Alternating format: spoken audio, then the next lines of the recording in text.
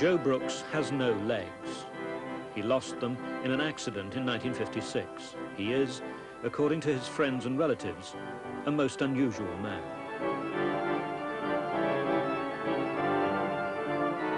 Joe Brooks is also a war hero, a man who found himself involved in some of the major naval set pieces, a man who won and refused the DSC, a man whose whole life was shaped by a single wartime experience. This film tells that story.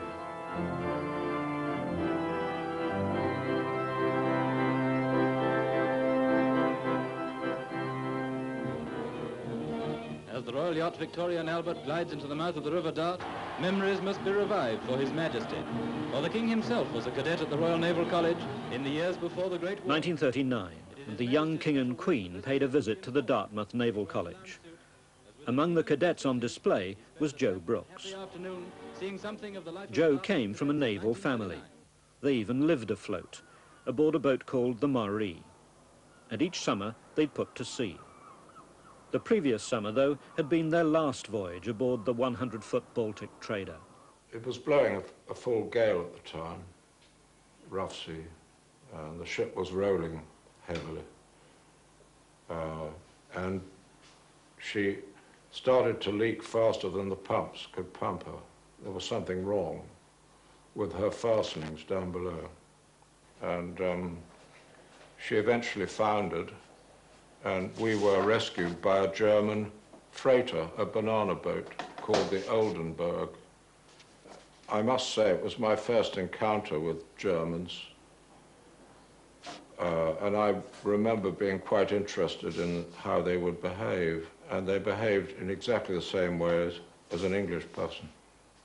I felt, well, if this has got to be the enemy we're going to have to fight, I don't understand it. What do you mean you don't understand it? Well, because they seem such decent people. Joe passed out of Dartmouth in 1939. 2 years later, he was at sea as a midshipman aboard the heavy cruiser HMS Dorsetshire. Another glorious page in the history of sea power. Aboard HMS Renown, Vice Admiral Somerville works out his plan of operations in the most dramatic chase in naval history. Days and nights of relentless pursuit of the Bismarck by the greatest convergence of warships ever participating in a roundup at sea. Aircraft from Ark Royal get away to deliver the crippling blow on the unsinkable pride of the swastika Navy. HMS Dorsetshire was in at the death of the Bismarck, and Joe Brooks watched her sink, a scene he later painted. She was on fire from stem to stern, and all her guns were out of action, and it was an appalling sight. What did you feel in that moment? Oh, me, I felt total dismay and compassion for the futility of war. Really? Mm. Even at the time? Yep. Wearing the King's uniform? Yes. After the Bismarck had sunk, there were hundreds of German survivors in the water, and the Dorsetshire was ordered to stop and pick them up. I arrived on deck and went to a rope to help haul it up, and one of the German survivors was holding onto the rope with his teeth because he was so badly wounded. And he nearly reached the upper deck within 2 feet of it when he let go. And I went straight over the side to tie a bowline around him. And so I was in the water with him. Was he conscious? Yep. Was he saying anything?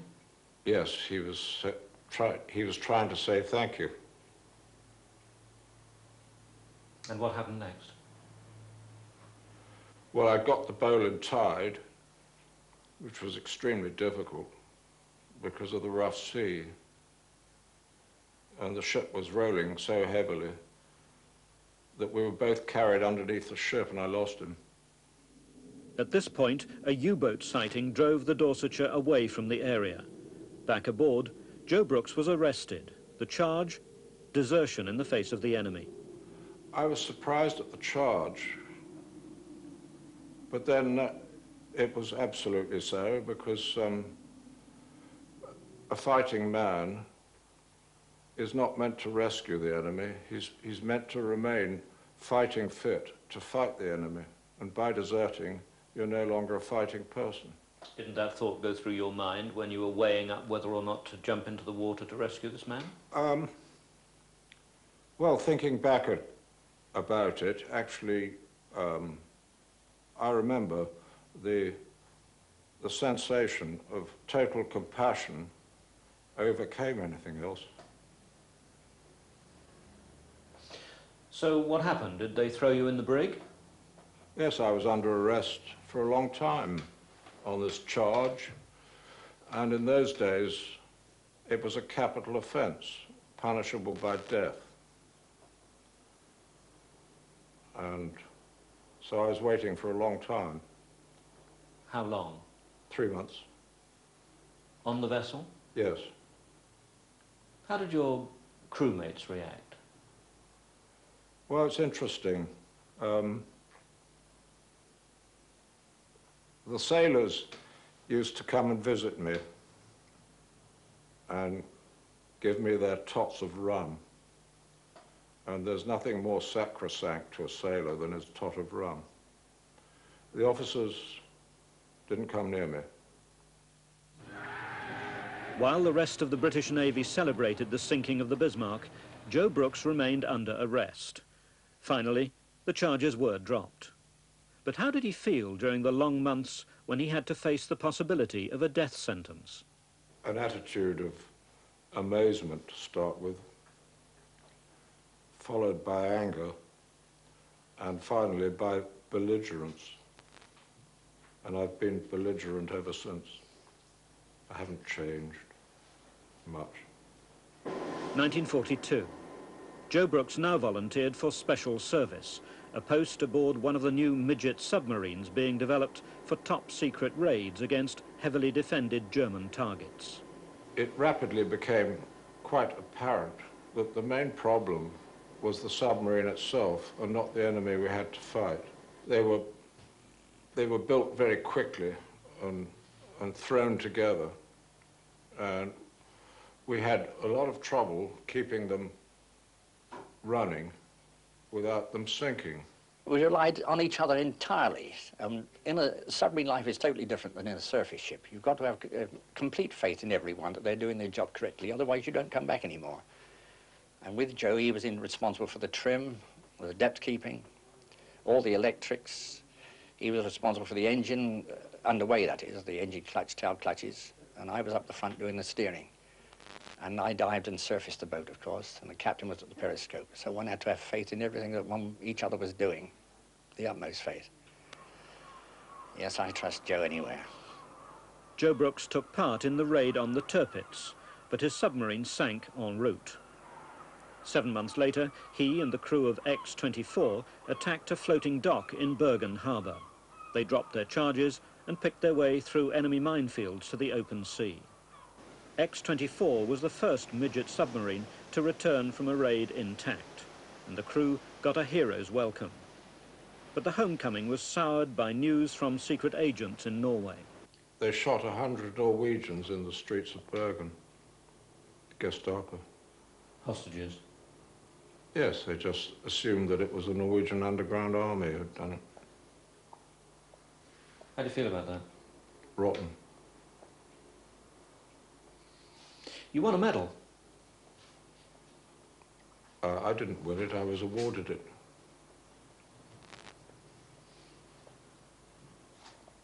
What was your reaction when you were awarded the medal? I didn't want it. How did you indicate that? Well, I refused it and didn't go to receive it from the king. Why was that? I think it was a combination of circumstances, largely due to my experience in the Bismarck action. I couldn't understand how a person who'd been under a charge of desertion in the face of the enemy could then be awarded a medal for valor. Two things didn't correlate. Did you ever pick it up? No, they sent it, but I never picked it up. What did you do with it? I don't know. I haven't seen it. It's disappeared. I'm not interested anywhere. That's the point.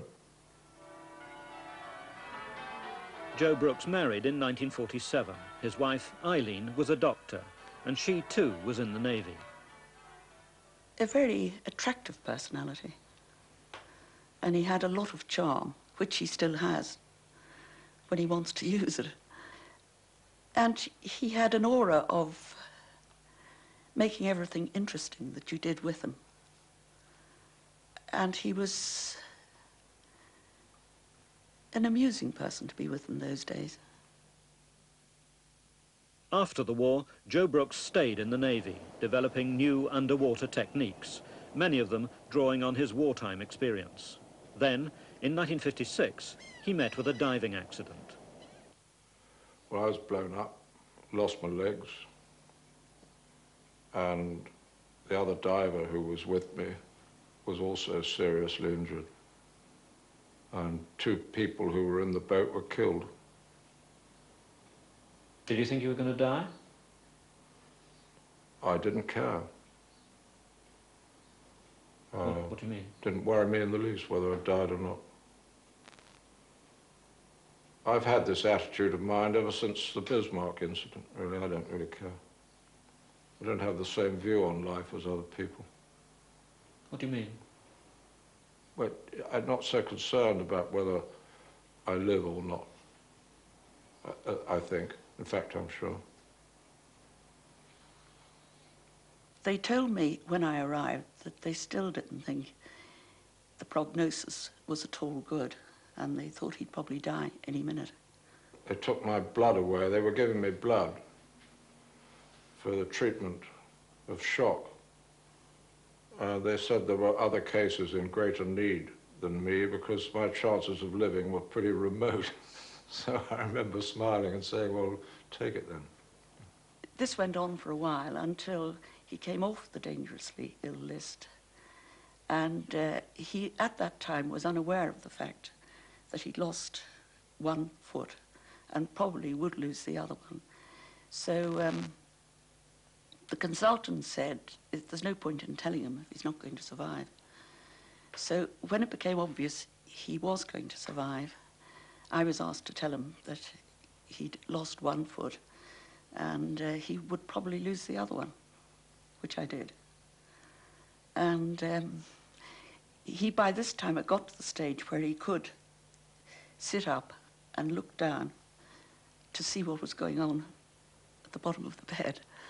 And he took it very well. The damage that's done when a person becomes a paraplegic is not the physical damage, but the damage to the brain. And looking back on it now, I realize it took me all of 10 years, actually, to really recover with my attitude of mind. In what way? Difficult to describe, really. One felt totally unsure of oneself. It's a question of regaining one's confidence, I think. You feel different, you mean? You lose confidence. You feel inadequate? Yes. What, that you're no longer like anyone else, or? Well, that has a bearing on it, yes, but that's one of the things you have to overcome. How did you manage that? Just by forging on. Joe Brooks indeed forged on. In 1958, he was the navigator aboard the British America's Cup Challenge yacht.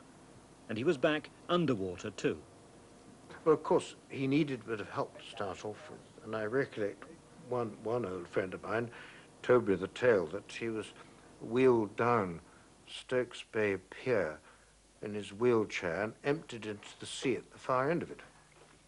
And I've no doubt it's so, because being chucked into the sea in diving gear with no legs he's a very strong man indeed, and he would have fared perfectly well. He knew very well what he was doing and was an absolutely first-rate diver. Mobile Marine was Joe Brooks' answer to civilian life.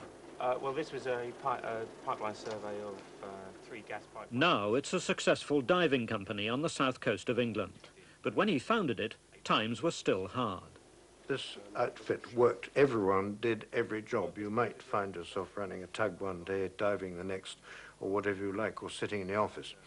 But everything that he joined in, he did with no help from anyone. If it's climbing out of a rubber boat in filthy weather, climbing up the side of a ship up a Jacob's ladder, he did it.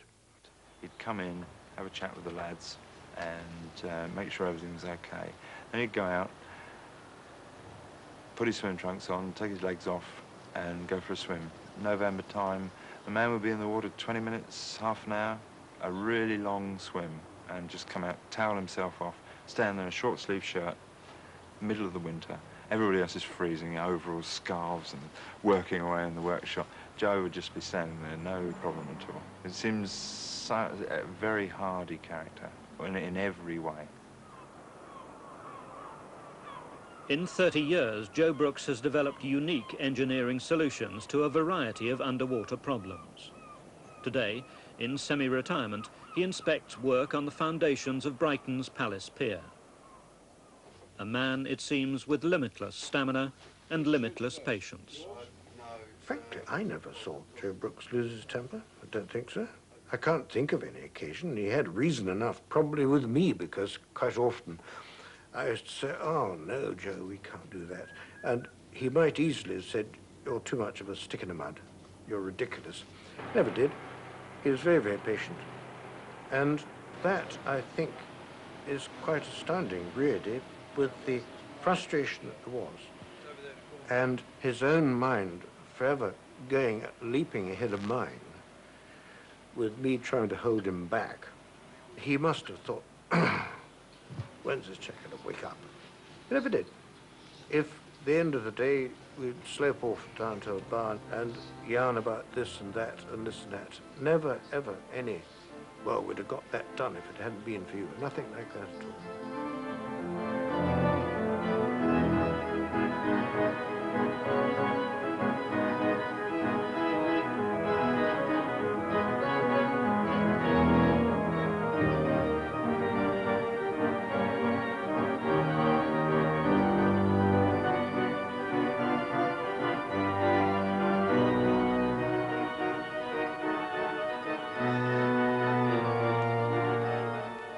Anybody that has Joe's disabilities and can combat the disability coupled with the onslaught of age and have it make no difference to him whatsoever. He's got more energy than a lot of 18, 25-year-olds that I know. As far as I'm concerned, he is just one of those larger-than-life characters that it's been a pleasure to know.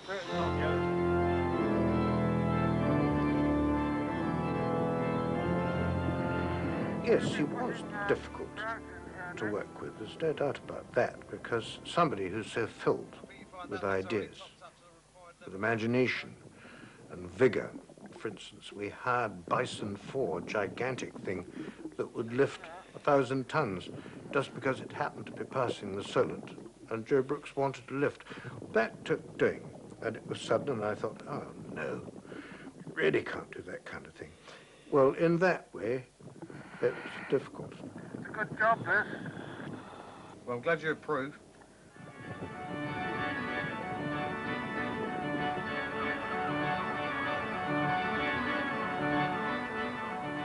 The Lord Nelson is a three-masted bark built and run by the Jubilee Trust. The ship carries a passage crew of 40, half of them disabled. Joe Brooks has been a trustee since 1981 and has seen the effect of a week or so under sail on men and women with severe disability. Well, it develops their self-confidence and their sense of being to a quite remarkable extent. When they come aboard as a new voyage crew, you can notice a tendency in the disabled of uncertainty, unhappiness almost in some of them. But when they finish a voyage and come ashore, It's absolutely electric. They're different people, and they go away happy. Oh, it was unbelievable.